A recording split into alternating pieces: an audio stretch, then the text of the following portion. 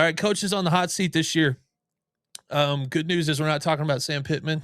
Shout out Sam Pittman, great guy. But we're not talking about Sam Pittman this year for the like fourth year in His a seat row. was hot for a long time.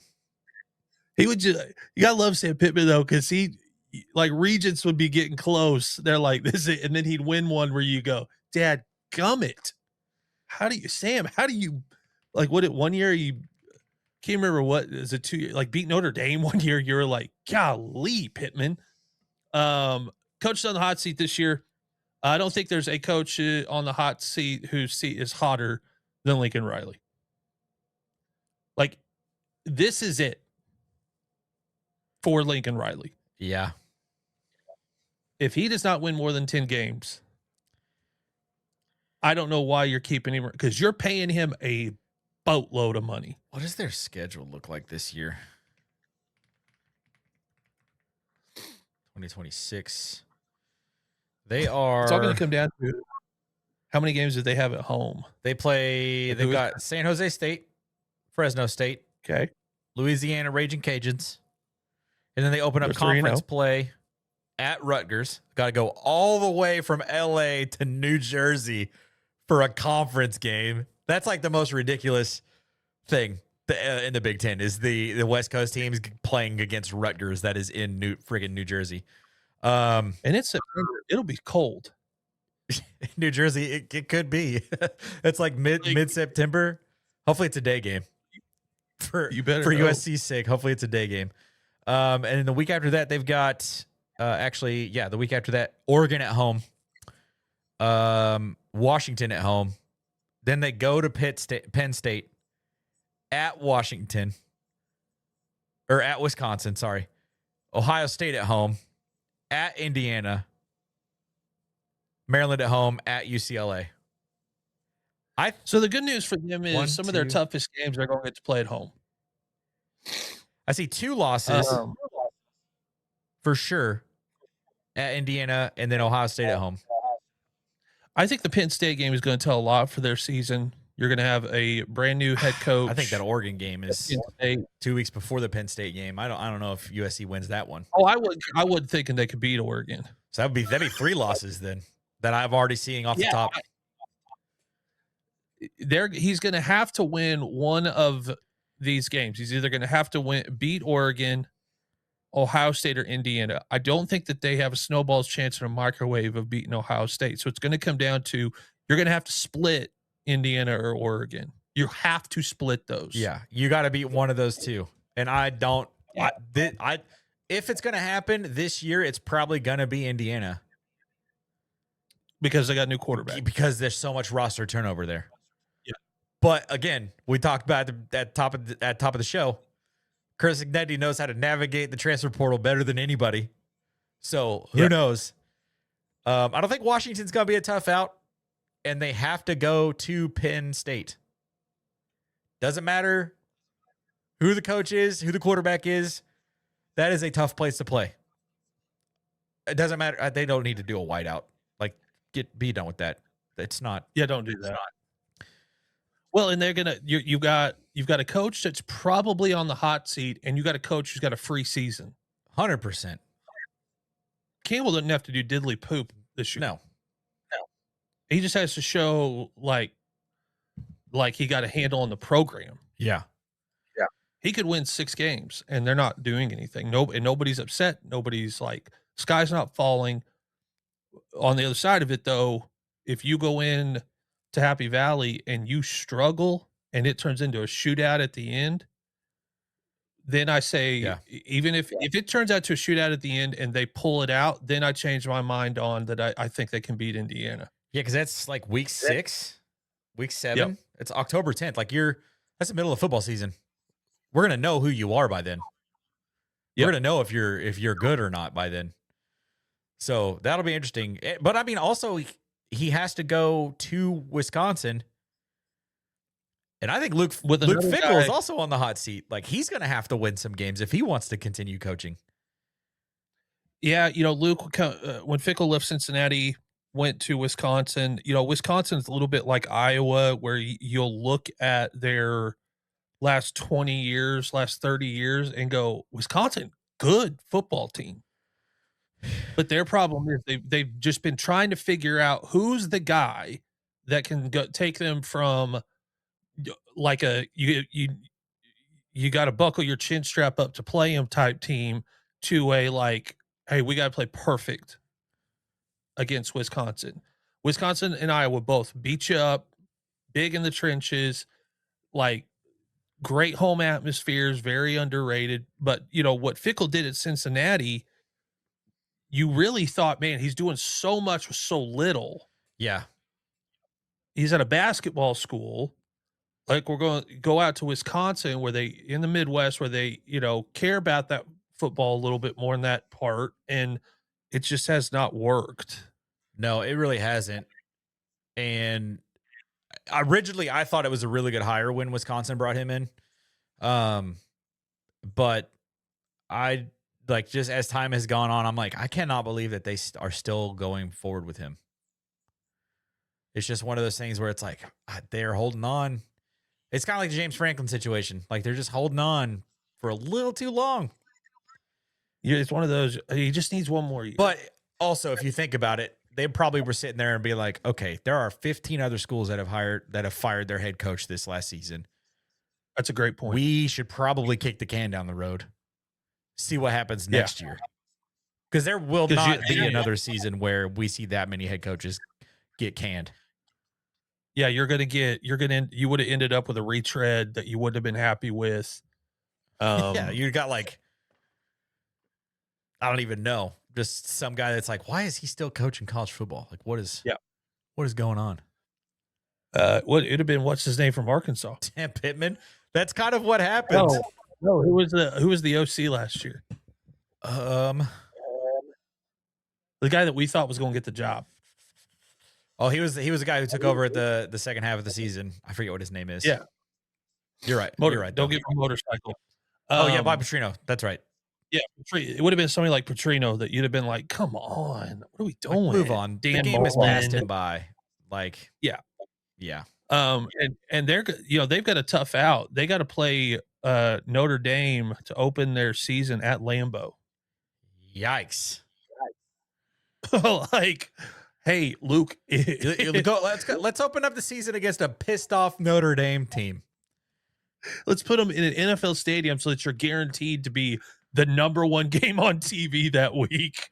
Like is it Peacock isn't already like glazing, Notre Dame? You're going to put them in Lambeau. Yeah, that's a night. That's going to be a night game for sure. It'll be rough. Wisconsin, Notre Dame. Yeah, that's wild. Luckily, they followed that up with Western Illinois and Eastern Michigan. Yeah, hey, Luke, you're coaching week 1, and if anybody gets hurt, they got 2 weeks. You can take a breath, like lay it all on the field. You're coaching for your job. Yeah, a guy that 2 years ago I didn't think we'd still be talking about at the school he's at, Mike Norvell at Florida State. Have you ever seen someone resurrect their coaching career in a 24-month span? And I don't know how. Dude, was it 2024 or 2023 where they lost like every game, where they played the game over in England or whatever. I watched that game at an airport. What year was that? It's 2023 I season, think you're right? Yeah, 23. I thought he was done.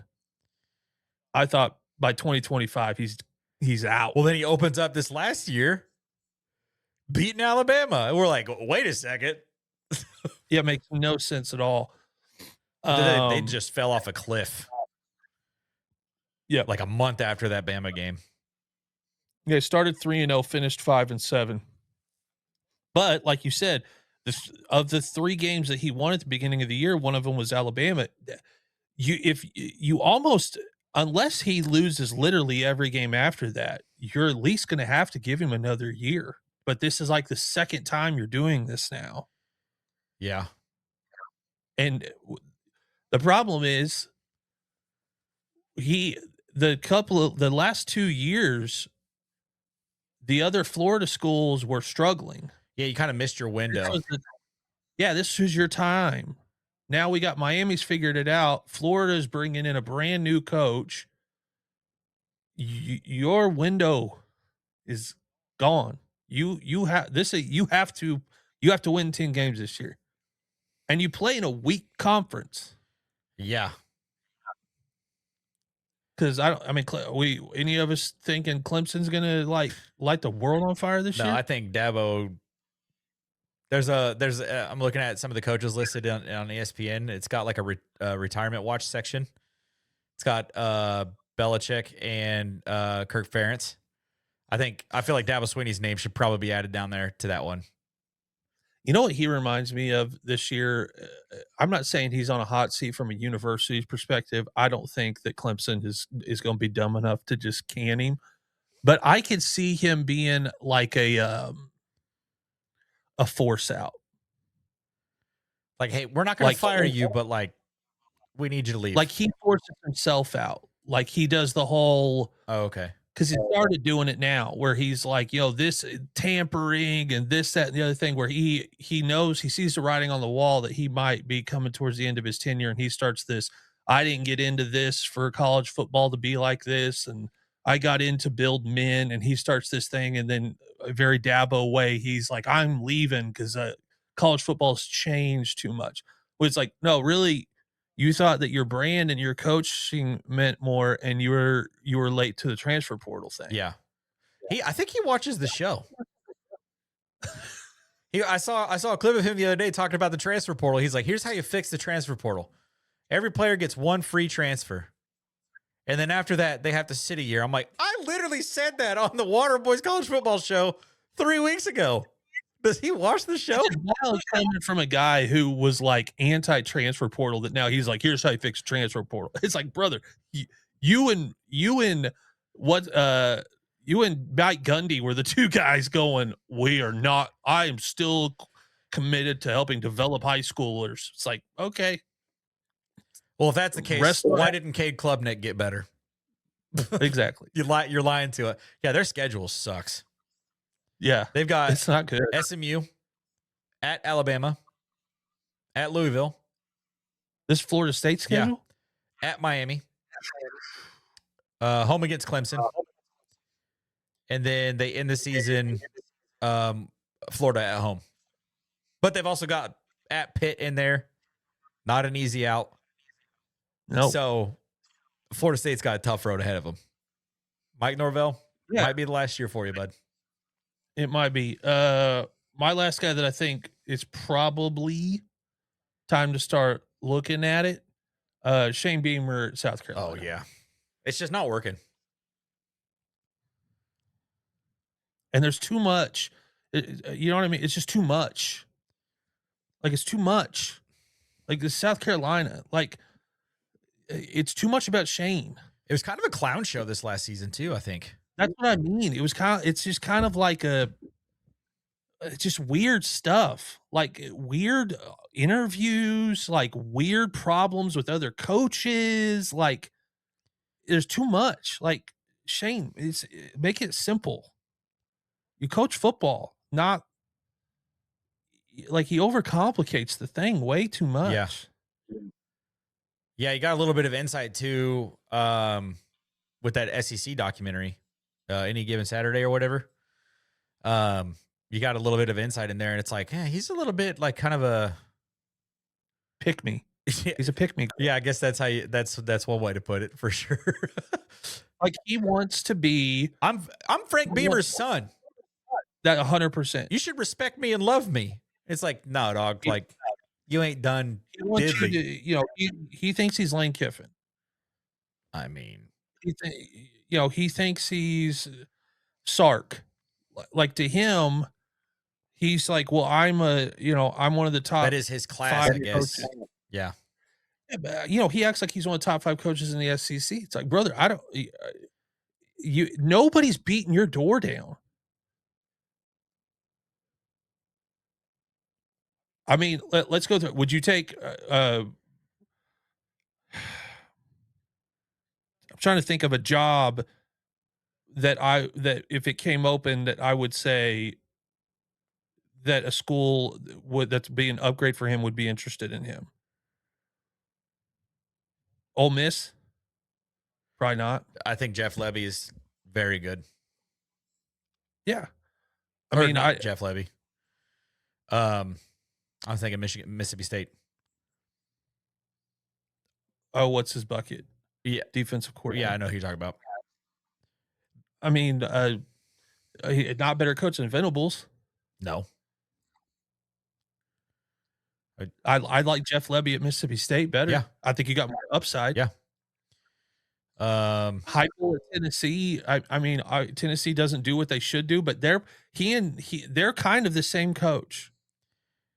Quarterback merchant. The difference is Heupel. Yeah, the difference is the quarterback thing. Heupel has developed quarterbacks when he's at Tennessee. Beamer has not, and we had his quarterback last year on our board for Heisman watch for like beginning of the season. Yeah, I think Steve's pick was Lenore Sellers. Yeah, I mean he's going to have to figure it out. Where did he transfer to, by the way?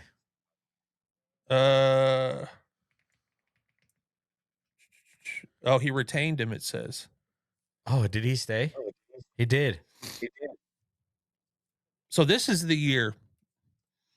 If they do not have a upward trajectory, considering that they're going to have a quarterback that's been in the program that long, if they don't show some buzz early,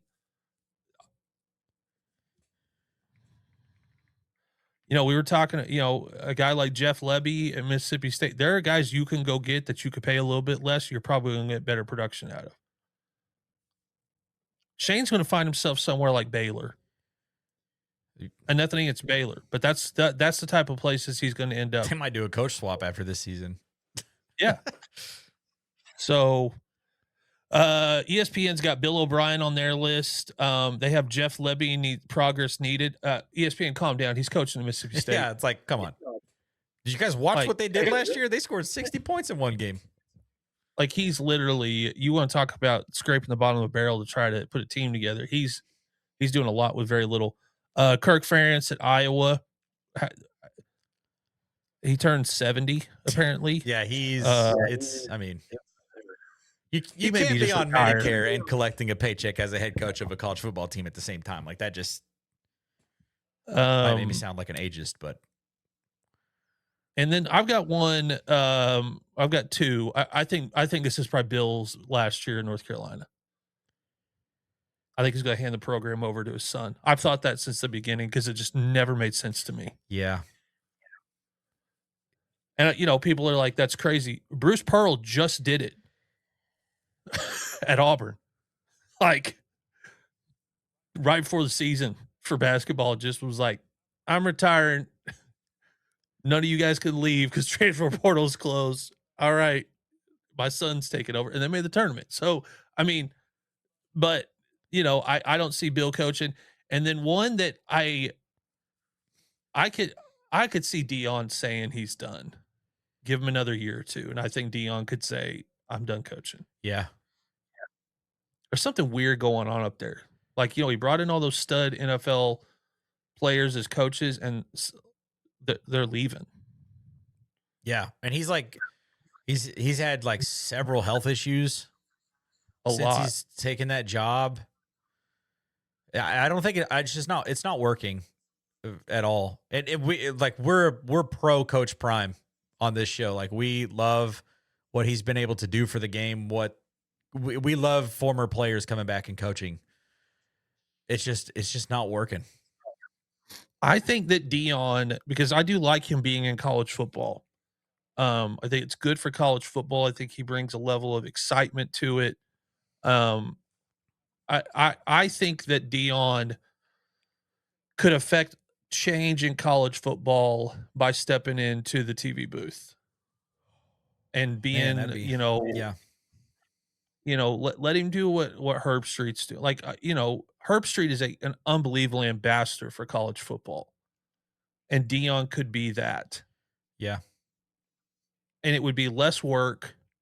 He's got boys that are, he's got one trying to play in the NFL, another one that may find himself on a UFL roster, but he's got grandkids. Like, he don't need this. Yeah. And I don't want to see him. I don't like the shots that he takes during the season for reasons that we don't have to get into, but everyone knows why he takes shots. Um, you know, I don't want this to be his legacy to young college football fans. Yeah. I almost feel like Lee Corso left such big shoes on game day. It almost feels like the only person that could possibly fill them would be Deion Primetime Sanders. Yeah. I agree. I just don't know. I don't know if they could get through a whole show with him sitting next to Pat McAfee. That'd probably be a train wreck of a TV show every Saturday morning. At some point, Dion's going to be like, "What are we doing? Yeah, Pat, shut up." Like, why is this guy up here? Do we really need these eyeballs this bad?" But yeah, I just don't see. It would actually, I think, make me feel better as like a college football fan if because his legacy with college football is still really good. Like Colorado was the worst college football program in the country when he got there. Yeah.